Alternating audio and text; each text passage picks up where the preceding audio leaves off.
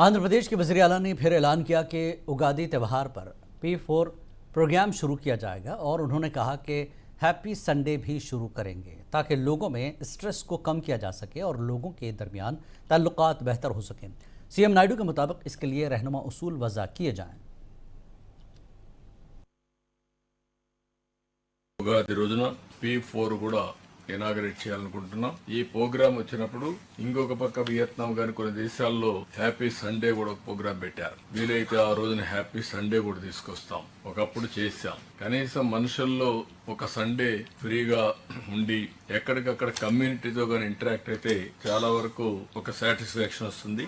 Stress burst అయ్యే పరిస్థితి వస్తుంది.